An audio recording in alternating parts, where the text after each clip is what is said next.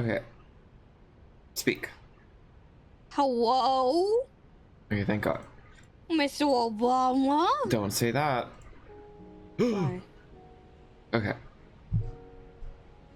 So, hello. Hello, everybody. It's working. I made sure of it. Also, ooh, it's almost Halloween.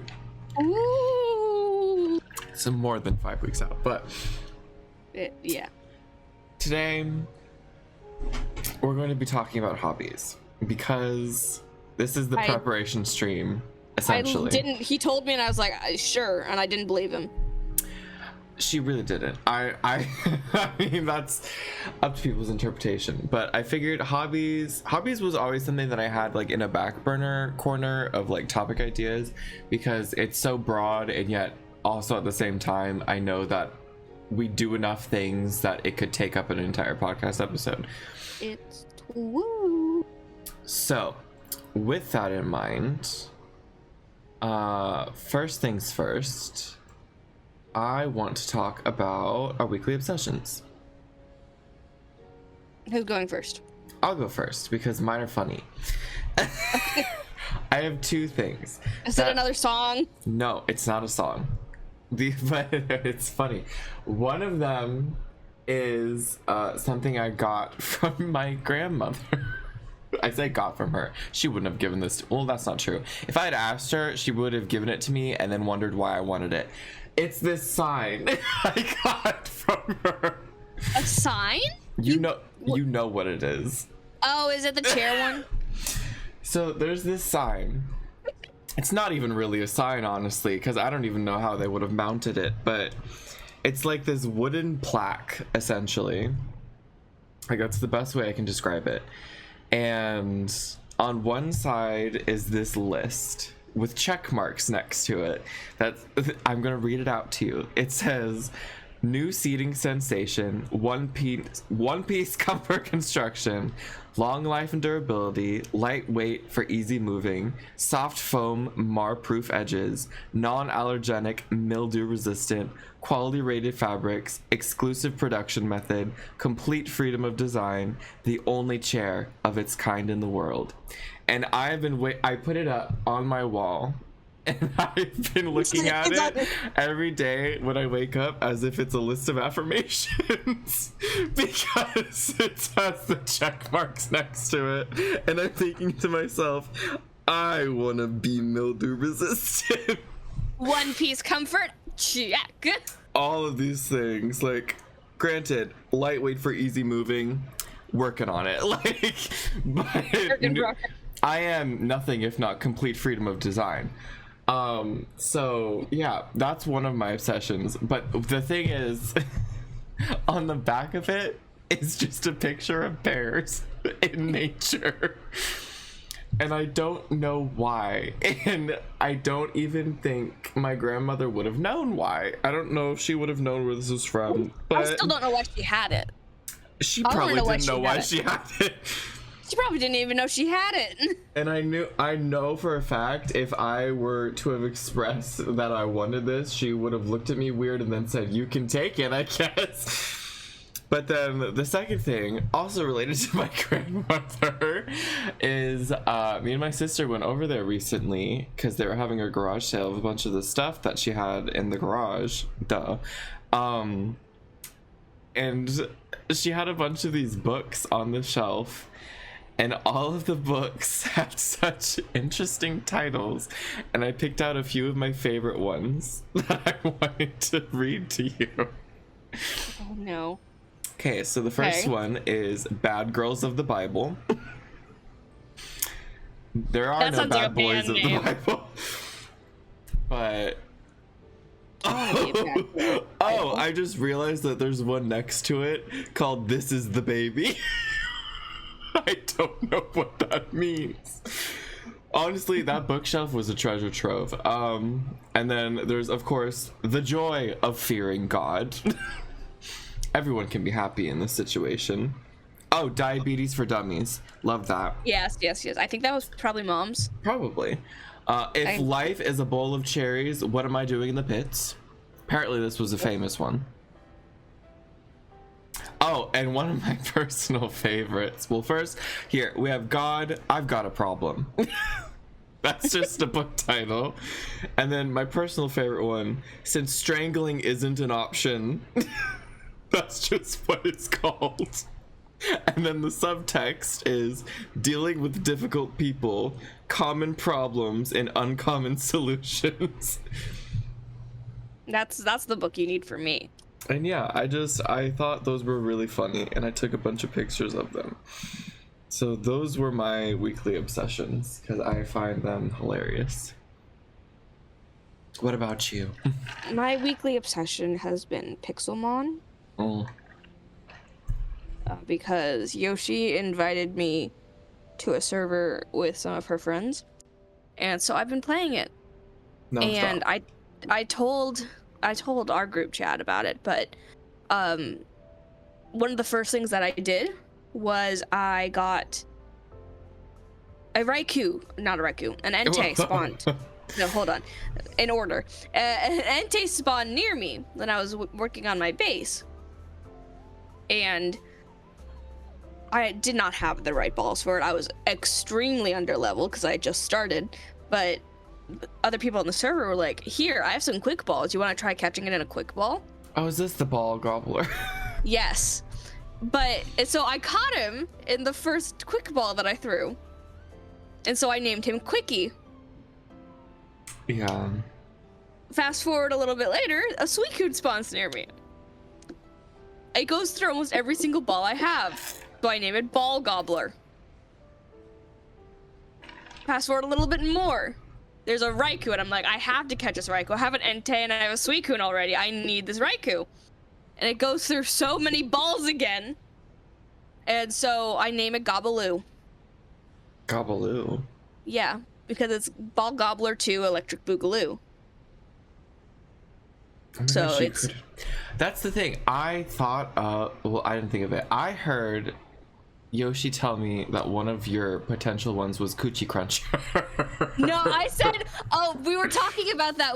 I can't remember what it was. I think I was just saying Ball Gobbler. We were coming up with other things. Like, I think we came up with, like, Dick Destroyer, too. What? Excuse me? How would that have factored in? He's like, and then randomly I just thought, Coochie Cruncher. Oh, God. How does one crunch a cooch? You don't want to know. But then this is a new update to this saga. Well, someone on the server was trying to shiny hunt Ghastlies, and specifically he didn't find the shiny, by the way. I would like to say. But Yoshi had mentioned that I really like Gengar. So because he had caught so many good IV Ghastlies, he was gonna give one to me. And he initially was like, because he knew about Ball Gobbler. Everyone loves Ball Gobbler. Don't mention his name. Ball Gobbler is my biggest pride and joy on that server. He got a really good Gengar, and he wanted to give it to me, but he was too proud of it, and he named it Gengarglin Balls. And it has a naughty nature. It has the moves Roleplay, Lick, Double Team, and Substitute, I think. And so he gave me the Ghastly, and I'm like, I have to do something to match the energy, so I named it Gengagging. And so that's where the saga currently is. And I would just say, this is Pixelmon. I don't have Nintendo censorship. I don't have to worry about that. I can name it whatever the fuck I want.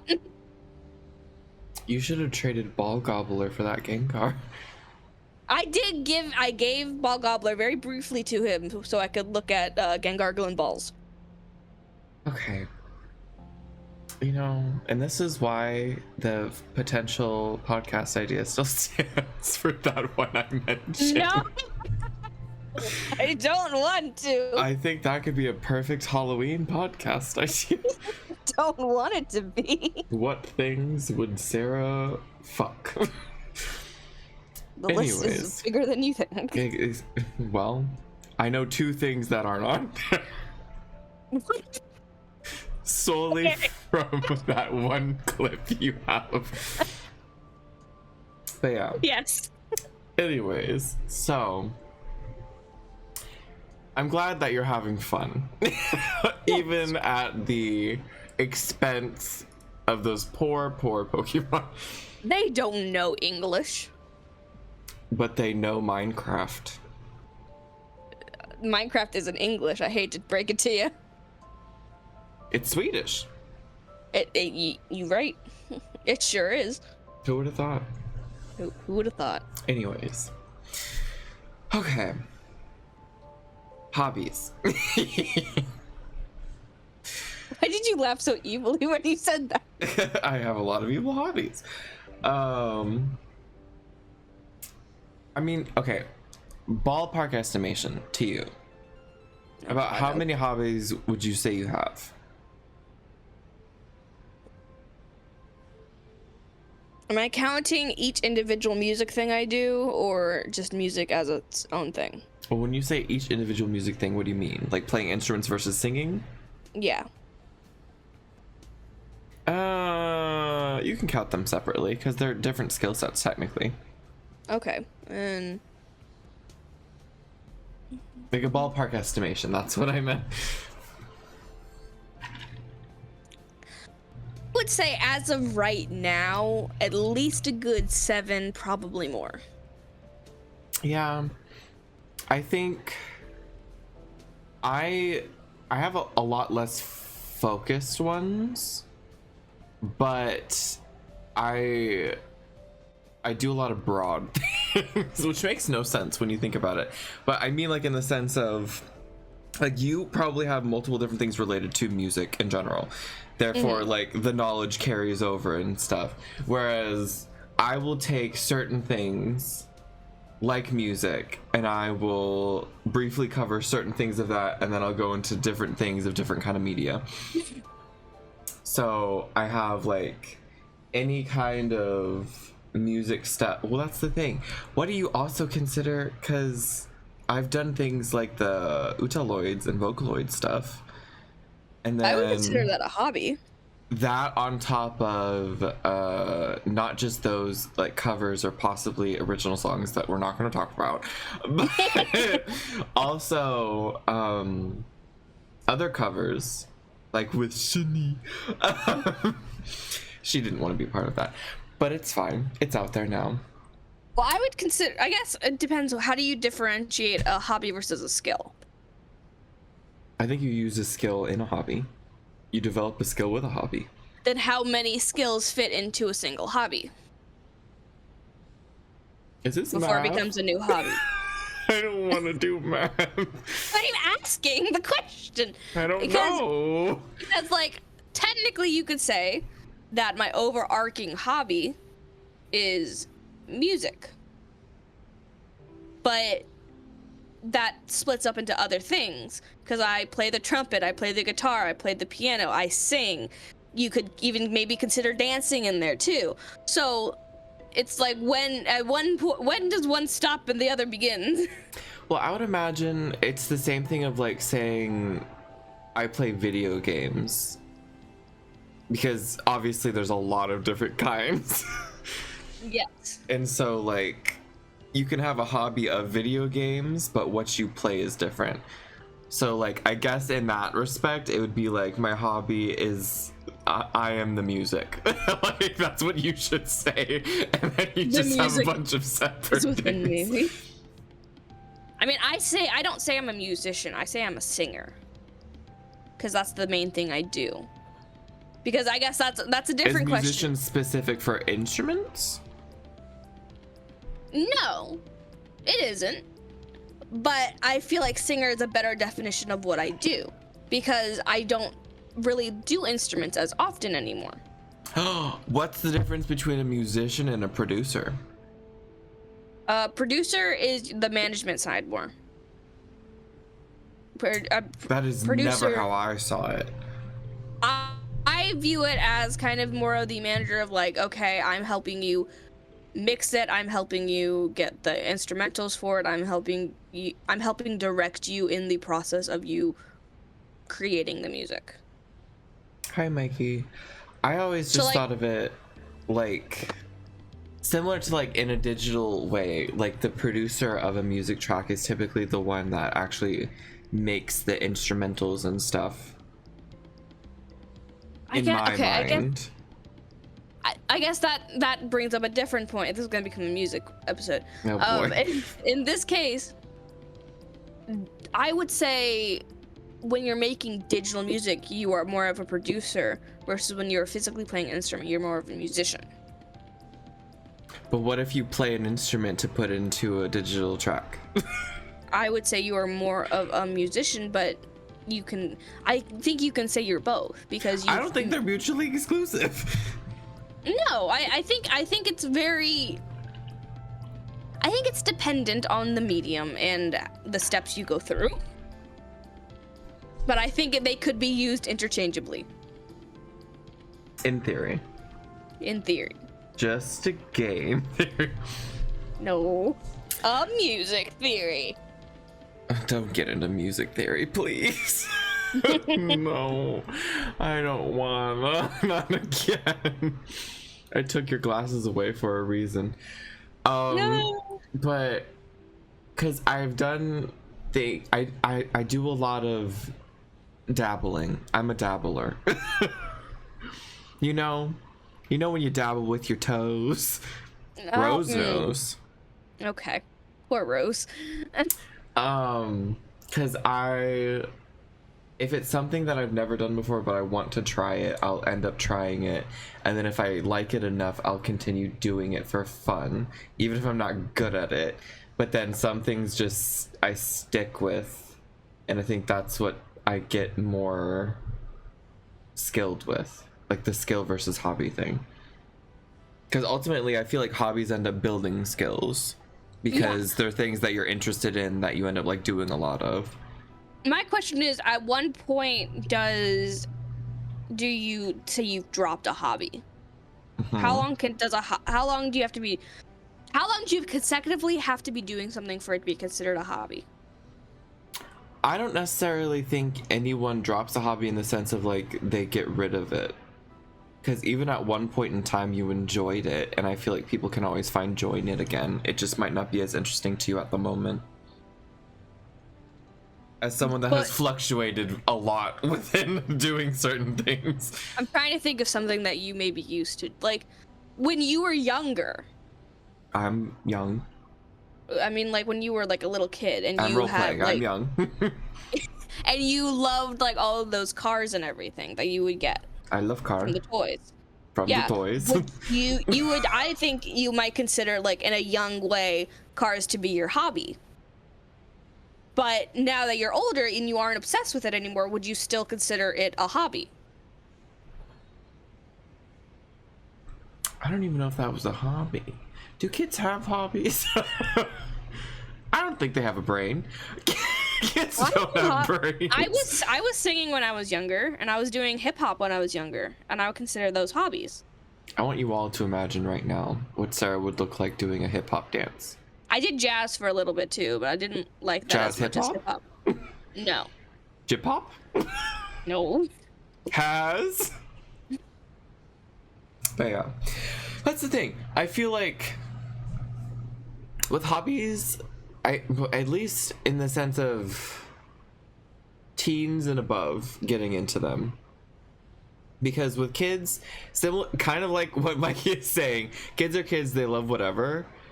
In my mind, when I was a kid, I didn't even think about things. I had no thoughts. Brain empty, smooth, potato Maybe chip in there. And so I just like did stuff I liked without thinking about it. Versus like when you can kind of organize your thoughts better and put specific ideas into categories, it makes you think more about like, oh, I like this because blah blah blah, and then that kind of forms this is why I like it, this is why I do it. And I think to me that's when I imagine it becomes like a full-on hobby. So I guess you don't count stuff like like I did, like I mentioned, I did hip hop, and I did softball Yeah. when I was younger. So you wouldn't consider those hobbies?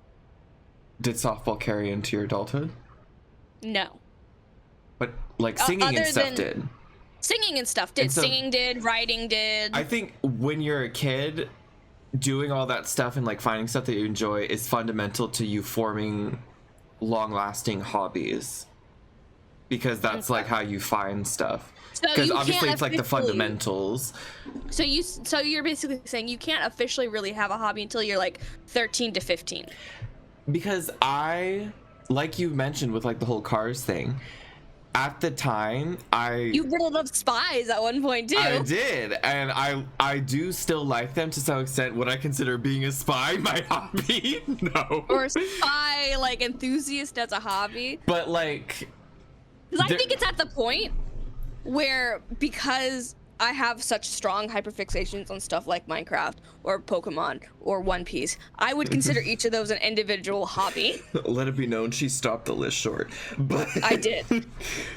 I think so too. I think you can turn anything into a hobby if you commit enough time and effort into it. Like, because I can name some things that you might not consider a hobby, but I would consider it a hobby of yours. But I guess maybe they're more collections, because I think perfume for you can be considered a hobby because you collect perfumes. I think crystals could. I thought you meant something. I thought you meant the group. That and I was like, what? I mean, to an extent, I think certain aspects of J-pop and K-pop could be considered hobbies for you. I think K-pop is dangerous. Well, quote me on that. But like, but also like for you with like perfume, crystals, I think certain witchy stuff like tarot can be considered a hobby too for you. I don't know, it depends, because maybe in my mind it also has something to do with like, but it doesn't, because there are some people that just have that as a hobby, as a collection. I guess not, because in my mind I was thinking like, does it have to have any sort of skill regardless of what the skill was involved in it? And I don't necessarily think it does. Because you can be interested in something without necessarily being good at it. Look at me in Overwatch. Hold on, let me look up what the definition of a hobby is, because the way I would define it, now that we talked about it about it a bit more, yes, I think a hobby can grow skills, but I don't think a skill necessarily defines a hobby. I think a hobby is something that you greatly enjoy, that you know a lot about, more than the average person would. Let me look up the actual definition. An activity done regularly in one's leisure time for pleasure. Ooh. Archaic, a small horse or pony. What? You're doing a small horse or pony? What? That makes it just seem like any toy could be a hobby then. Playing would be, I guess, as kids' hobbies. I don't buy that. I don't think that's a hobby as much as it's just a kid. I think typing also requires a skill, but it doesn't mean it's a hobby. But writing, that's what I'm saying. Like writing, for me is writing requires typing if you do that method, or like say coding. Coding could be a skill and a hobby in my mind. Yeah, I think it. Yeah, and I think it could be both. Like.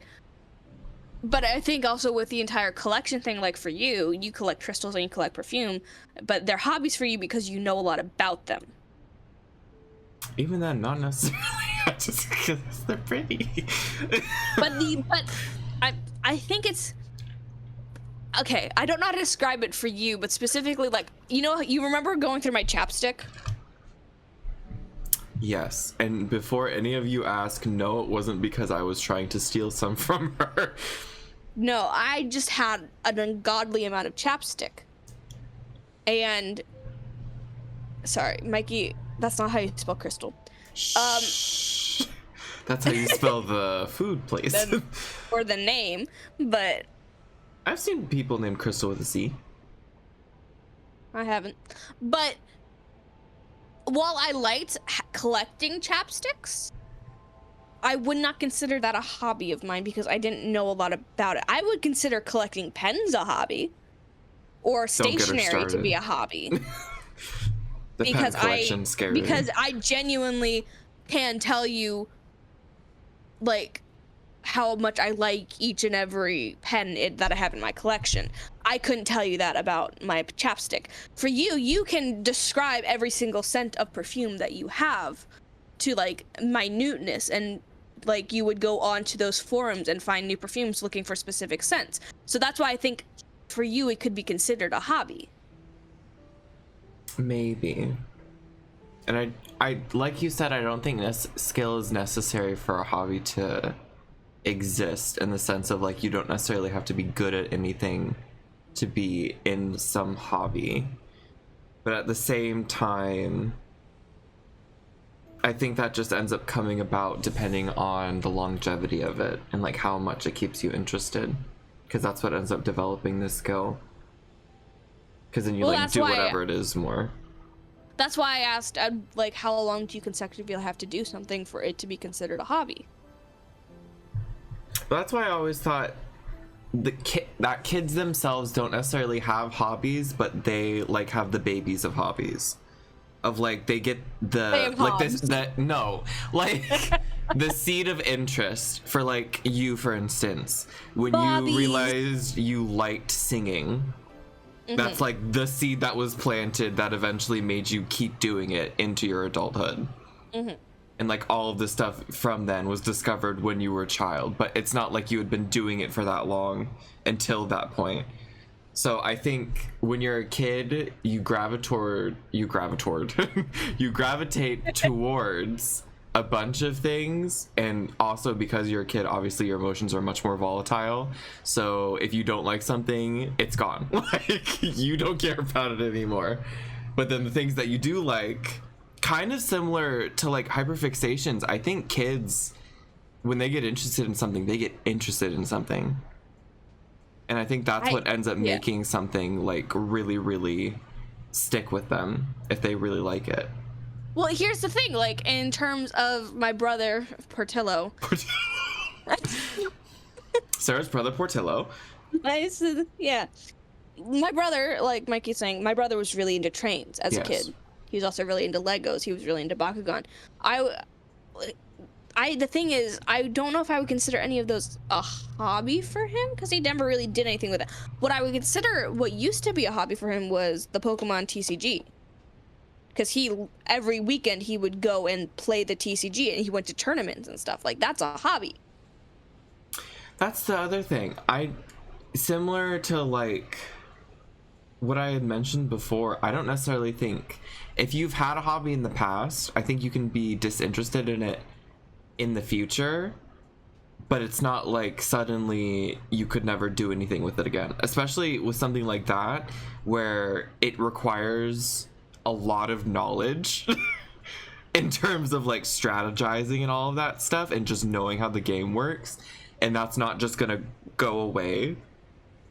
Kind of similar to like riding a bike, I guess. Like it's always gonna be stuck in your brain regardless, so you could pick it up at any point. I think it's just a matter of like if the interest comes and wanes again, because I've had like a lot of times, plenty of times, with all of the different things that I've done in a creative outlet, whether it come to like drawing on digital stuff, or whether it be photography, video editing, all that stuff. And I've had like ebbs and flows of my interest in those separate things, and then done them at separate times when I've had like a surge of wanting to do something with it. So I don't necessarily think that they're dropped fully as much as like they're kind of put on a back burner, especially if it requires any kind of knowledge related to it, because that's always just going to be there once you learn it.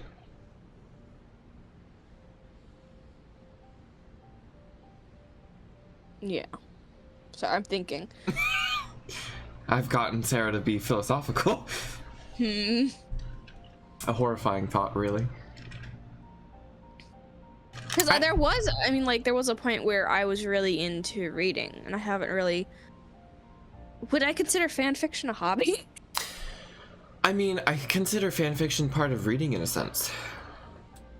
Reading's just an overarching term. True. So I guess then I still am into reading. I just haven't read a physical book like in a while. the contents of reading changes, but you still do the same thing, because reading, similar to like coding and stuff, can be a skill and a hobby. Yeah. And I think it's like it's a supplementary thing to like writing and stuff, because every writer will tell you if you want to write well, you have to read a bunch. Yeah. And I think that works with a bunch of different skills and hobbies too, of like they could be supplementary to each other. If you want to be a singer, you have to listen to a lot of music. Yeah. And it's the same with like any kind of editing within like Photoshop. Because I know Adobe is issues, but you know, the cracked version of Photoshop. If you do stuff in that, then that automatically sets you up to be able to use it for like photo editing, digital drawing, possibly even like making animations, all that sort of stuff. Mm-hmm. So everyone's connected. At the It end all of the day. comes down to one thing. I mean, what would Knowledge. you say? What would you say is your main one right now?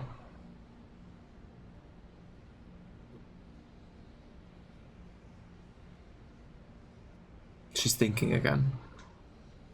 It's either singing or video games. See, I would say video games for me, but I don't necessarily know if that's true, because I think I do them more to pass time rather than fully invest into trying to get better at them, if that's even possible. I mean, currently, I don't know. I don't know what my main one is. I don't even know if I have a main one. It is to pass time, but at the same time, maybe it is just the main thing I'm doing right now. Maybe it is video games, because I have other things that I do occasionally, but I haven't had like a bunch of motivation to do this stuff. I mean, the main reason I would right now, I would consider Minecraft to be my hobby at the my main hobby at the moment, because that's what I've been doing for the past like 2 months, constantly. Hashtag Pixelmon. Yeah, because I was doing our Minecraft server, and now I'm doing Pixelmon, and it's gotten to that point again where I'm creating a master form about berries in Pixelmon that I can reference. Because I'm just getting sick of looking at the wiki constantly and having to juggle through pages, so I'm just putting it all in one spot. And then you're gonna upload that to the wiki. But so that's why I consider it a hobby rather than just a pastime sort of thing, where it's like I'm just doing it to do something, because I'm doing it in a way that isn't just to pass time. I'm completely invested in it. Well, that's the thing. Do you have to be invested in something for it to actually be considered a hobby? I think so. I think so. I think that's kind of one of the core parts of a hobby, is that you have to be invested to a certain degree. Like, if you just put on the television just to have some noise in the background, I wouldn't consider watching television to be a hobby. I mean, to be fair, I don't think watching television in general could be a hobby. I don't think watching stuff is a hobby. Bird watching is a hobby, though. I feel like that's mainly, it's not because you're watching birds, it's because of the entirety of what you have to do to watch the birds that makes it a hobby. It's the watching the birds, but it's also the knowledge of how to watch But also birds. knowing where to go, going to those places at specific times. Yeah, but they're invested in it, because if you weren't invested, you wouldn't do that. What about movie watching, like Shani said? I don't know enough about movie watching to. I mean, that's to an it's just extent, long form content. I guess. Okay. I would not consider myself to be like a long form content hobby enjoyer or whatever. However you would A phrase long that. form content hobby enjoyer. Like, I wouldn't consider watching any sort of long form comment. No, actually, hold on. Movies can be a hobby because there are film buffs out there. But they're invested. They are That's what I'm very saying. invested, and they very much know everything there is to know about their favorite movies. Exactly. They are invested. That is the difference. You have to be invested for it to be a hobby. Otherwise, it's just an interest, or like it's just something that you do to kind of pass time. It's just something that's there in your life, but you're not. But you wouldn't consider it a hobby. Well, then, to that same degree, people that watch television. That's the thing, though. I've never met someone that's like that serially invested in television to any extent, like just general shows or something. Because I feel like there's not as much to invest in with that. Versus like with movies, because You realize you're talking to the person who's obsessed with One Piece, right? but that's the thing. I do get invested in certain shows. I get invested in One Piece. I get invested with Gravity Falls, Owl House. But that's not TV a universe. TV hobby. That's a No. investment in the series. That's what's the hobby. But going back to what we initially said, could that not be an overarching TV hobby? Is watching TV a skill? That's what I want to know. I mean, for people with ADHD, yes. For blind people, absolutely. Yeah. That is a skill. I don't know. For people who really like Game of Thrones, that's a hobby. Yeah, but again, I don't consider that your hobby is television. I consider that your hobby is Game of Thrones. So that, I mean, my point still stands. You have to be invested in it. Exactly, but I think watching television is just like I wouldn't the consider that a only hobby. method to do what you like. Essentially. Yeah, it's a medium rather than a hobby. It's a medium to enjoy your hobbies. A psychic medium, if you will. No. But yeah. I'm sure that's their hobbies, is communing with the dead. But it's also a job. I don't know if that's Can your a job hobby. be your hobby? Can what you're forced to do be your hobby? At what point does if you get paid to At do what your point is a hobby, house a home? Like, at where's what the line? point do you reach a certain monetary value of your hobby that it stops being a hobby and becomes your job? Well, isn't the whole balance that people want their hobbies to become jobs so that they enjoy it? But then they start hating their hobbies. Then it just becomes a job. Well, in a perfect world, what everyone looks for is to not hate it. Well, That's why, perfect world. that's the thing. Everyone says that you should do a job that doesn't feel like a job. When in reality, I feel like no matter what you do, even if it's something you love, it's still gonna feel like a job. Because, you can love art and stuff, but a commission is still going to be a commission. Yeah. And at the end of the day, you can still love art on the side and still love it in general, but the hobby itself, I think, is separate from the job. Because you can still do a hobby that's related to it. Because it's similar in a sense of, well, first of all, there's no job related to Game of Thrones. Not that I'm aware of, at least. Yeah. But actually, review channels. Oh dear God! Now we're getting into YouTube stuff. I'm just saying, everything can be a job nowadays. But that's the thing. You'll also see plenty of content creators being like, "I'm burnt out." Exactly. It Yeah. is. Wow, thank you. I appreciate it.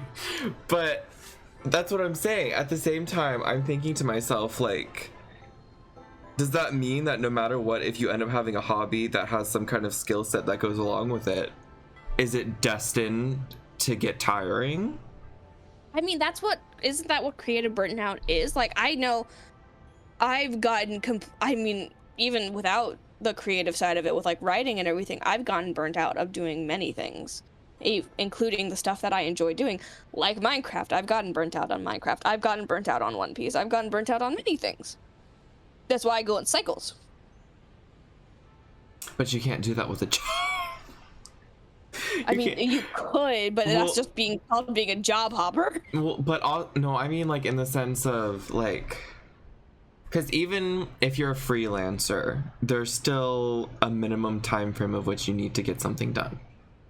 Yeah. And so, in my mind, it puts it to the fact of your job and your hobby can fundamentally involve the same things but be separate if you let them, and it's when that boundary starts to blur that the hobby no longer becomes fun. Because like people who enjoy making art that also like take commissions, they still do like personal art because they just like drawing, like, but when they start to have to do a bunch of commissions and then like just them drawing for personal reasons starts feeling draining, that's when it becomes a problem. And I think that works with every single medium that can turn into a job through some kind of skill set. So I think part of it is just learning how to manage it and knowing your signs of burnout and knowing when to stop. But also like how to try and manage it too, because you have to have some kind of good method that still lets you enjoy other things at the same time and like doesn't lock you out of doing your job that involves it. One of the things I do, and it helps keep me interested in something if I feel myself losing interest. Like I've been doing it with Minecraft because I could feel myself kind of falling off of it, but like I didn't want to fall off of it. So I would go back, and if you have something that you already like watching, you could watch someone else participate in it. Like what? Like watch someone play Minecraft? Yeah, I was watching RT Game do his Minecraft series again. And it gives me the inspiration to do it. Or you do something small that isn't actively the task, but it's related to it, like me creating my berry form for Pixelmon. I do that at work to help break up some of the monotony. But it's not interfering with my work, but it's keeping me interested and excited to go home and play Pixelmon.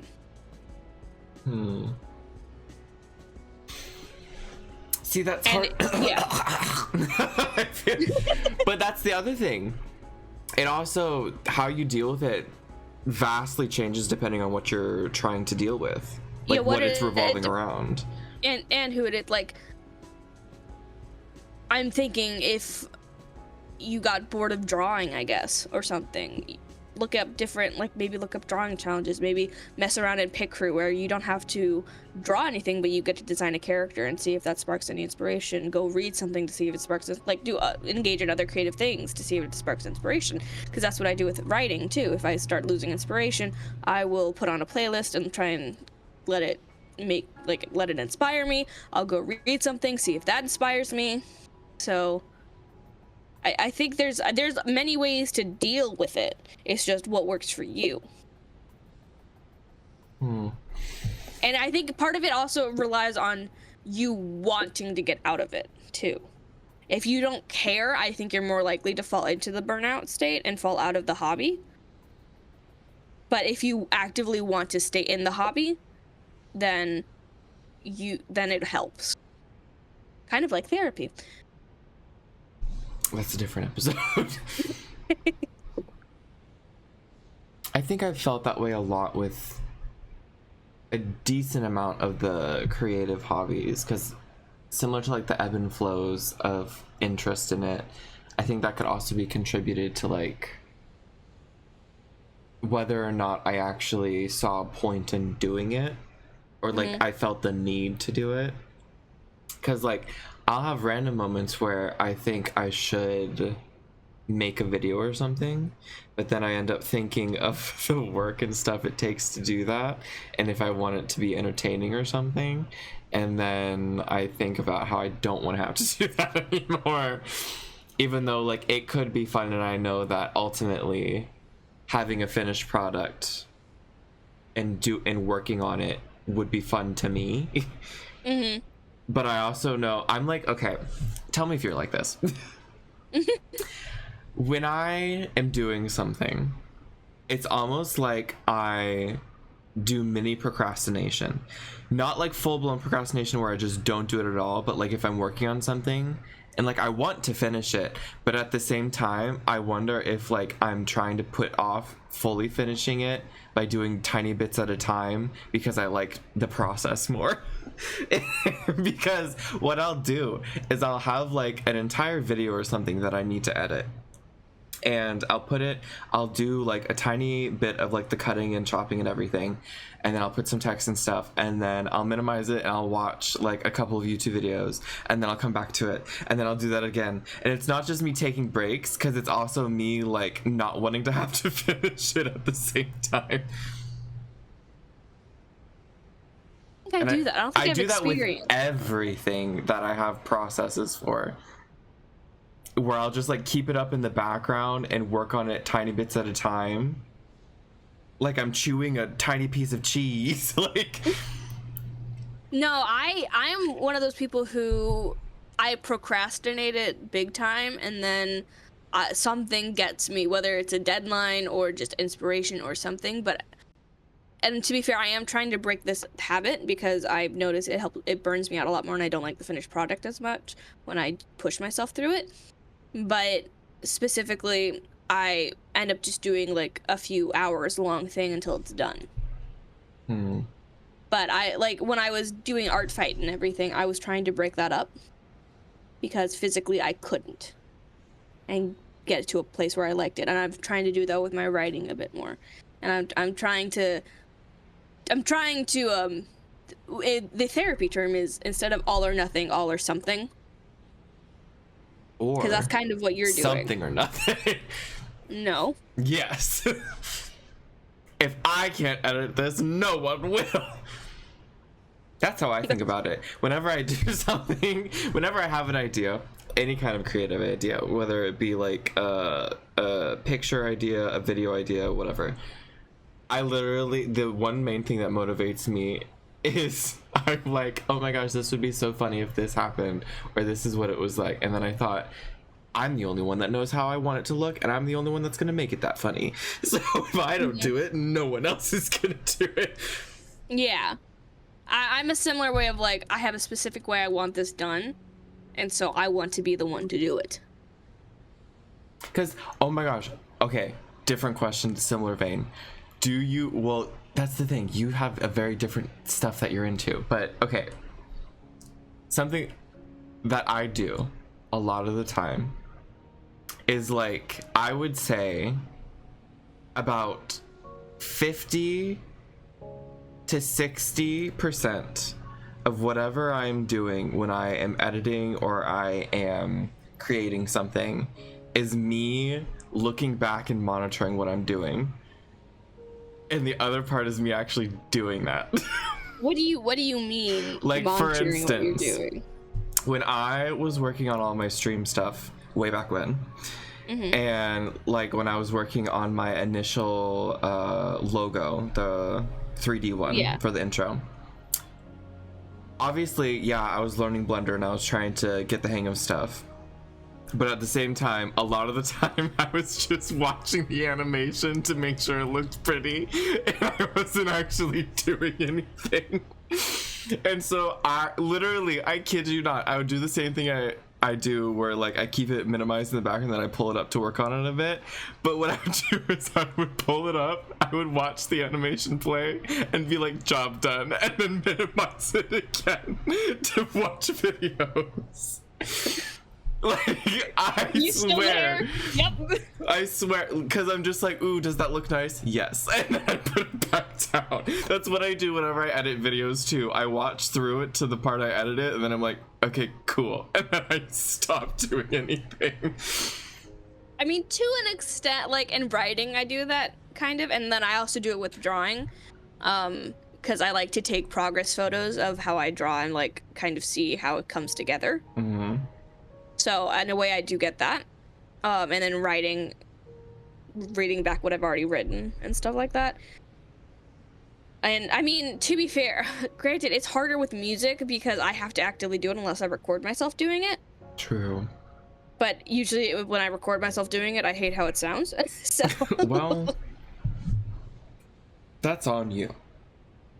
It's common though. And if you would like to find Sarah's hidden past, no. it does in fact exist on the internet. No. You'll never find it. I can find it very easily, and it's not just because I don't even have to tell you. That's the issue. I don't have to tell you. The connections are there, and I don't think Sarah ever realized that the connections were there. It's like when she put her birthday in her Minecraft username forever ago. Sarah's just not very good with privacy. She's also like leaked her entire computer information online before. I have leaked my IP address before, yes. Like, she's not very good with managing her personal boundaries. Luckily, I had a friend be like, delete that immediately, dear God. So. But yeah, I mean, not her full legal. Well, yeah, but You don't know my middle name. It's true. You don't. It's not that interesting either, but regardless, It isn't. I feel like, yeah, I just make a lot of weird progress markers. I when it comes to that.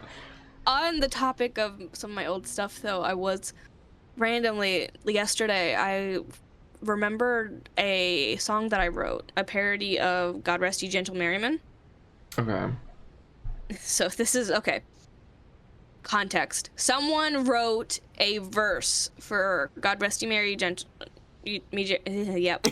Yeah. Ye Merry Gentlemen, for the Dream SMP. Of course I did. I took that and I wrote the rest of it. And it's the thing is, I don't remember which, because the person's probably deleted it by now because of everything that's happened with the freaking Dream SMP. So I don't connect it to the Dream SMP anymore. I connect it to my own personal story because I wrote it kind of more inspired by my story because I just really liked that verse. And so I wrote the rest of it and I recorded it and I put it on SoundCloud. And I was listening to that and I still really like the lyrics that I made for it and I want to re-record it and post it. Yeah, I think I was also listening to some of your old stuff. Why were you listening to my old stuff? Because, like I said, the connections were there. Which things? A lot of things. A lot of things that I did not understand. I'm scared. But yeah. I'll send it to you, Faye, because I'm okay with you seeing it and everything. You need to... But anyways, I think go private, did you say? I think what am I trying to say? I think something that's hilarious though, kind of like the transition from going from a kid that's interested in something to having it as a hobby as you grow up, is similar to like when I was drawing on my 3DS God. When all of that stuff was happening, or if we want to go even further back to a different thing, when the hobby I have of like making videos and stuff, the origins of that was literally Windows Movie Maker, like a really old laptop. All of the things that you make being out there. Yeah. I mean, I guess to some extent that could be like Wattpad and stuff for you. Literally, that's kind of part of the reason like I don't really care because I know it's out there. But like the difference is, I feel like when people become famous in any regard, whether it be like burst of fame or steadily growing, I think that's when things start to be saved more versus like if it's just a drop in the giant ocean, it doesn't worry as much. And I think that's what catches people that are famous, going back to Dramageddon, I think that's what catches people mostly off guard, is when they might not have ever expected that they would get to a point where things would be looked up and saved and stuff. Mm-hmm. I mean, the entire thing of my old DeviantArt, which is ugh. I don't even. But I think my DeviantArt's been deleted. that's part of the thing though, is because yes, there's embarrassing things on my DeviantArt and stuff I don't stand by anymore. But it's also one, how it is now, it's not hurting anyone. Two, I would denounce it if someone brought it up.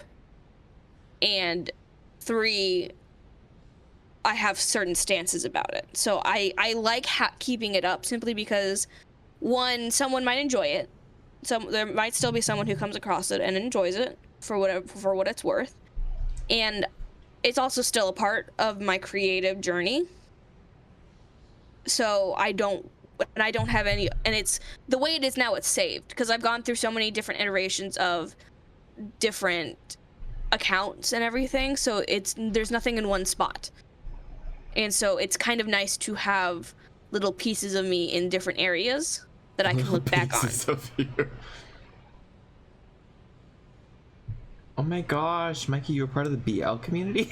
What's BL? Boys love. Makes sense. He would be. But I mean, to some degree, I think that's true, especially if like you want to keep almost like a time capsule of sorts. But at the same time, I wonder, because like for me, I don't think I ever uploaded that much, if anything. Or if I had, I feel like it's gone by now. Because like I never had anything that I thought was worthwhile enough, even for future, to keep up as a time capsule. Because I always seemingly, in my mind, like my thought process was, if it was something that I specifically wanted to remember, it would be in my mind and I would keep it with me versus having to look back on it. I can understand that, but at the same time, it's also a case for me is that I don't expect myself to be able to remember everything. And it's kind of like, it's kind of both a nice and like a surprise when I find something. Because it's like, oh, look at it, I don't want to look at it, but also, oh, look at how far I've come. Like a lot, like so that's with me with a lot of my singing videos.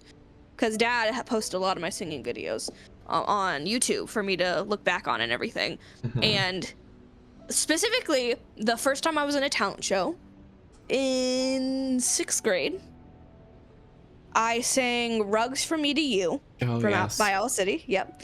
And I was very proud of it, and I had my little stupid fedora that I wore. Yeah. And weren't you wearing a vest too? Yes, I was. I was wearing a jean vest. If you will. That's how you know that she came from the Hannah Montana era, a fedora and a vest. Honestly. Yes.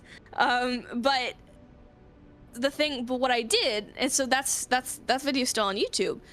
And what I did is senior year of high school, for my final exam for theater, we were allowed to do a singing thing, and I specifically asked, do we have to do a musical theater song? And she said no. And I was like, it kind of also didn't matter because I was a senior. Like, she wasn't gonna fail me or anything. Because we already had the musical and everything, which is really, honestly, that's what our final grade was. And so I did Rugs For Me to You again as my final. And I had someone record it. And the hat? I've had the fedora, so I wore the fedora. I didn't have the vest anymore. Well, but I wore the fedora specifically. And so now I can do like kind of a side by side and like see how far I've come from my little baby voice to my more mature, professionally trained voice. Well, that makes me wonder, because that technically, like, that involves a skill. So like keeping benchmarks and stuff of stuff that you've done in the past that revolves around something that can be improved upon, versus say like a really dumb picture of yourself like from way back when.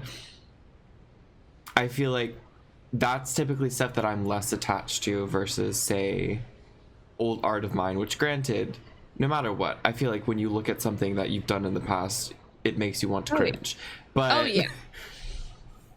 like similar to like what you said, it kind of just sets like a benchmark of like this is where it was before. You have to start somewhere.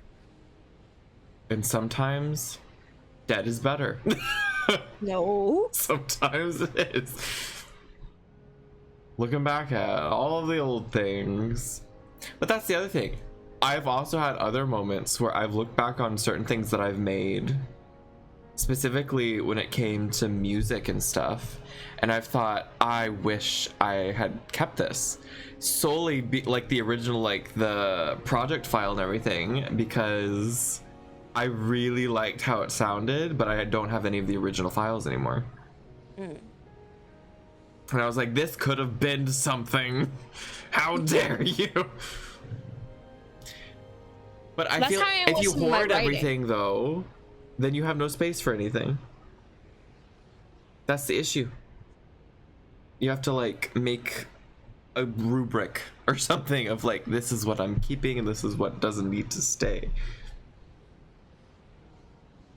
But yeah, I don't know.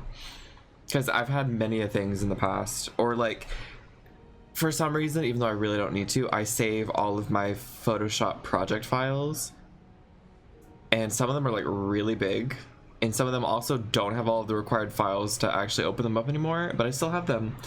And at this point, I feel like it's more like if I go through them, it would take so long to go through them one by one.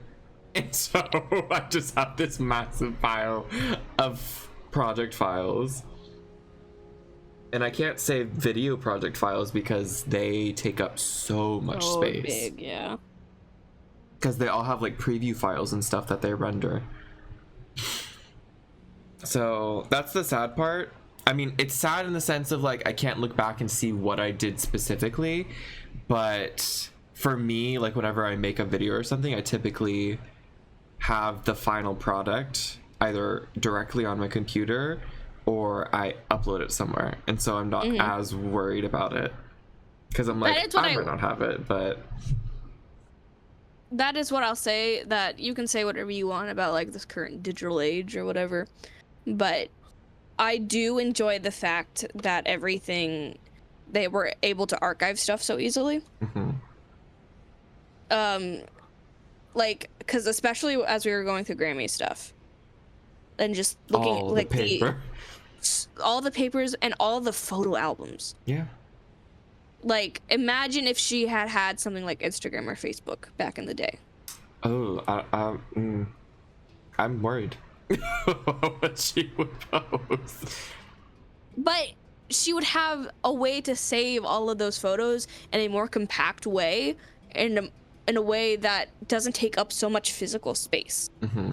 And so you don't have to pick, and so it wouldn't be a case where where your mom is right now, where you have to actively pick and choose what to keep and what not to keep. Well, no, that's the funny thing.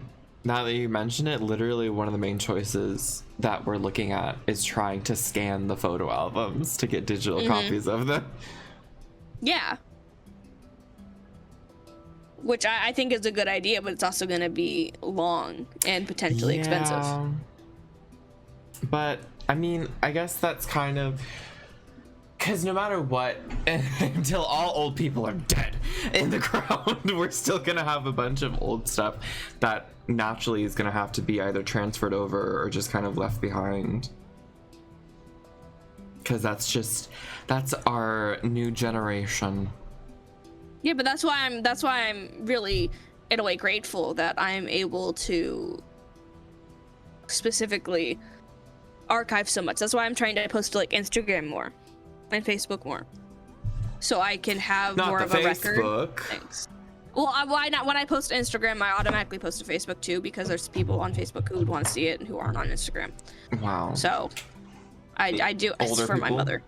It's for my mother. Let's be honest here. But yeah, I mean, that's the thing though. I feel like I'm much less motivated to post on places like Facebook and stuff, just because I don't necessarily care if people know about what's going on. really care about it, but it's a click of a button for me, so I don't care not to either. But I post to Instagram more for my sake than for anyone else's. I mean, I will say I though, kind of like with the Instagram thing, at least with the personal account that I actually, you know, upload to, with that I specifically do kind of keep as a semi-archive in a way, solely just because I can think of the specific photos and stuff that were uploaded as like different eras of my life and all of that, which is fun because nowadays I also specifically, whenever I upload, I have a very clear like idea or concept in mind, and that kind of like bookmarks that point of life for me. But I don't know, it's weird. And I guess that's kind of what I do with my playlist that I mentioned when we did our music episode. Oh yeah, that's also similar to me, because I just have like the giant list, not playlist, but I mean I have some playlists, but I have just the giant list of songs that are chronologically in order of like when I became sentient, essentially. But I don't know. Mikey, if you want Sarah to have a Dream SMP episode, say something now, and I will never let her do it.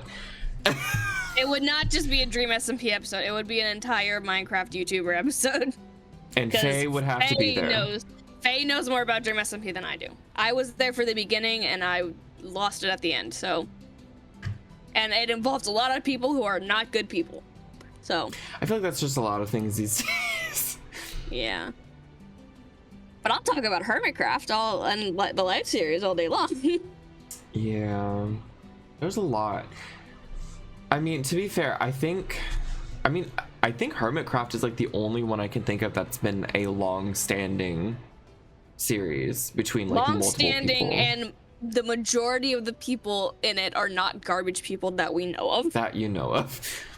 And it's also an entirely it's straying from family friendly now because I think they realize their audience is growing up and they can be a bit more raunchy, a bit more PG-13, let's say, than just PG.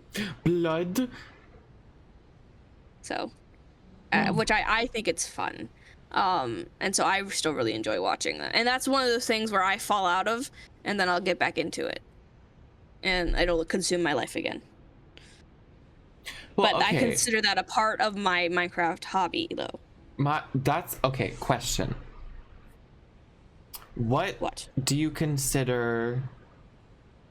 Would you say a hyperfixation is a phase, or would you say it could be considered part of a hobby? Because I feel like you can, like you said, have like moments where you really get into something again, like that you've done before, but then like you fall out with it.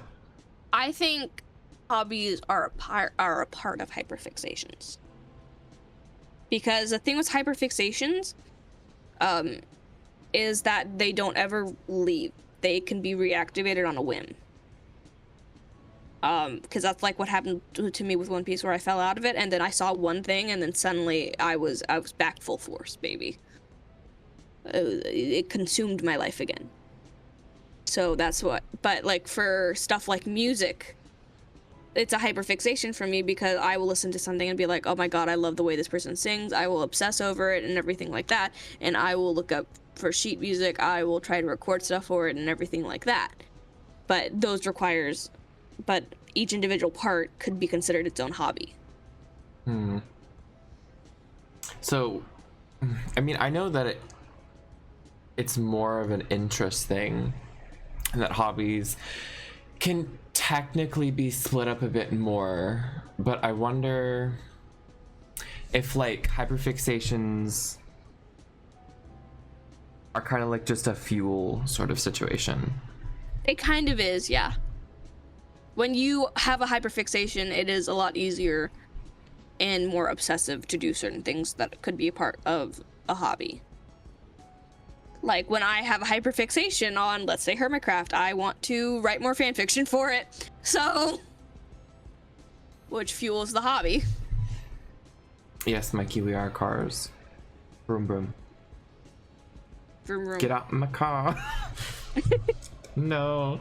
Anyways, but yeah, I don't know. I feel like there's also just a lot of different things that I used to be interested in, such as like the stuff when I was a kid. When I was a child, I was interested in car. Just car. I mean, to the point of like, I have a box full of these tiny cars that had, like, originally, before they started making them cheaper, had like metal bases. And so the box is heavy I had a as bunch hell. of those too. Yeah. Yeah. And like, if you were to dump this out on someone, it might actually give them a concussion. But I have an entire box full of those now. Remember when I was a little wee lad, and I had this toy car, and it was orange. I don't know what kind of car it was, but I know it was orange, and it was one of those little metal cars, like a Hot Wheels car. And something happened, and it went. Yes, it was such a deep orange. It was like a Fanta orange, and for some reason, it went over the fence of the backyard, and I never saw it again, and I was so distraught. I could just give you a car. Like, you could just. I don't care about it now anymore. I mean, there's also the time when I was at the beach with Mom and I think some of her work friends, and I had like goggles that were like the scuba goggles where they went over your nose and everything, and they were like an oval shape kind of. Uh-huh. And they had like little fishies on like the very corners of them, and I loved these glasses, and then I hit a wave and the glasses came off and I lost them. And there's pictures of me sitting on the beach, absolutely distraught over me losing my goggles. Like, I'm just sitting in the sand, poking at it, just absolutely heartbroken. Okay. And so Mom said that mermaids got the goggles instead and were using them. That makes no sense. I don't know, but there's pictures on Facebook that my mother posted of me just crying on the beach, sitting for a distance away, sitting in the wet sand, just sad because I lost my goggles. Sounds like a Lana Del Rey album cover. Like, honestly, it kind of looks like it could be. I mean, well, that's not true. There's this one time. It also has to do with the car. There was this one time where I think we were coming back from Disney. We were like at the monorail station. I want to say it was like at Epcot or something. I don't remember where.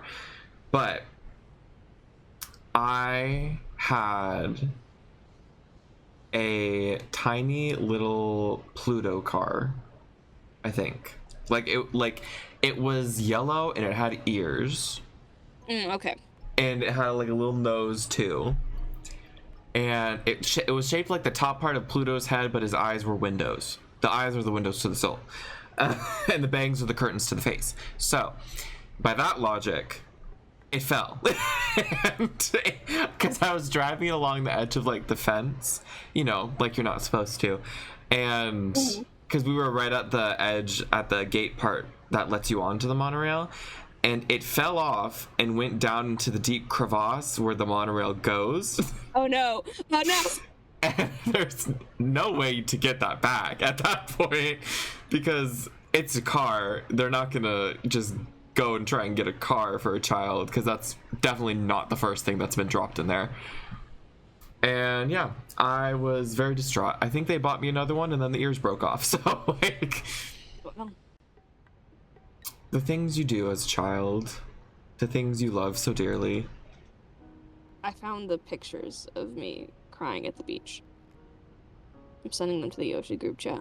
Oh boy. I mean, but that's how you started your hobby of crying. My hobby of depression. Oh my gosh, why do you look... You look pissed in this second photo. Why aren't you helping me get my goggles back? Oh my gosh. Yeah. I mean, listen.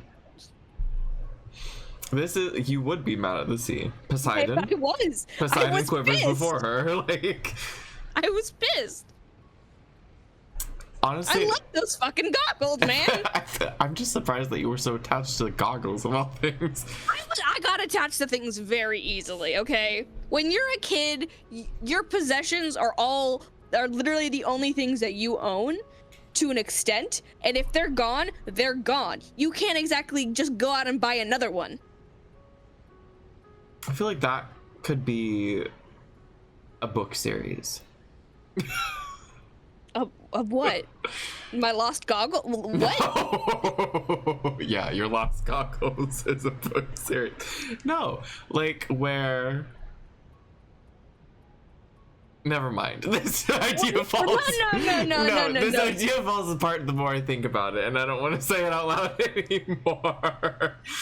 I want to know what you're gonna say. It had to do with like kids being the only societal parameter on the world anymore. But then I thought the whole point of why kids have the issues is because they're adults, and then that doesn't make sense why there would only be kids, because then they could just start doing things. So, you know, yeah. I mean, there's already plenty of series about that too. Oh my gosh! Speaking of plenty of series. Slight derailment, but have you seen? But like this hasn't already been derailed. Have you seen the movie that just came out called Uglies, based off of the book series? No, I can think of a movie called Uglies, but it's not recent. Basically, there's this book series, Uglies. That's what it's called. I'm not just saying it's ugly. That came out when the young adult series were booming in the book market. So like think Divergent, Hunger Games, all that stuff. Mm-hmm. And that's when it came out. And I wouldn't say it was like obviously not as popular since not as many people knew about it, but it was slated to have a movie like released a while back. I want to say it maybe in like 2020 or something, and obviously it got delayed, and then it kept getting delayed, and it only was just now released in 2024. And everybody hates it because it does not apparently do the books justice, which I'm surprised considering it's a young adult novel, but at the same time, like, you can get into Hunger Games, so I feel like you could very clearly get into other movies that are based off of that kind of thing. What a young adult novel name. Tally Youngblood. Yeah. The whole premise of it, I think, is, as per usual, based off of society being whack. Where a future dystopian setting. Does this sound familiar yet? Where one side is the pretties and one side is the uglies, and once you become 16, you get surgery to become a pretty. But until then, you're an ugly. But yeah. And then as per, because there were 3 books, if I remember correctly, in the series, as per usual, it revolves around the main protagonist, always a girl too. It's always a young girl, and it's always a young girl who decides to go against societal norms and try and change society. And find out the dark truth behind it all in the process. But yeah. I just saw that recently, and I saw how everyone does not like it, and there were people that had read the books, and I was like, oh, damn, I didn't realize how bad it could get. But yeah, I just thought that was funny. Especially considering how far off from the young adult phase we are now, because that was like in the 2010s that started happening. Wasn't it? Isn't that around the time that, like, Hunger Games stuff came out? 2012? Like, the movies. I think so. I'm pretty sure. Oh, look, Shinny's correcting me. There were 4. Apparently, Shinny is an avid reader of the Ugly series. I could believe it. I see her being a young adult stan. But yeah. I don't know. See, I don't know. I don't think there's any book fate. Well, that's not true. Because book talk is a thing. Do you know about Book Talk? I do. I had a phase where I was really into watching booktubers. Boobers, if you will.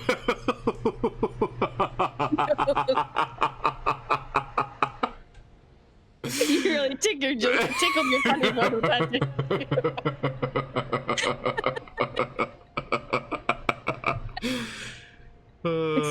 Yeah. Anyways. But yeah. It's not as crazy or like as fanatic as the young adult thing was, because that like became almost like a movement with like all of the movies and stuff and the cult surrounding it. But there's still, I think, if anything, I feel like TikTok, I don't even have TikTok, but I feel like TikTok has made people being less with a majority and more to their individual interests popular. Because there's literally an individual interest community on TikTok, no matter what you think it is. Even if it's gross. Like, I'm pretty sure one of the ones that I saw was incest. Oh no. Like, specifically, I saw this one where it was this guy the caption for the TikTok was like, when she thinks she's safe at a family gathering. And I was like, oh no, please. But yeah, there's something for everybody. No matter how depraved you are. I wish there wasn't. But yeah, I think because of that, I don't know necessarily if it makes anything die down to the point of like not having a major popularity spike, because obviously you'll see trends and stuff. But on terms of the same level, I don't know if it'll ever get that way again.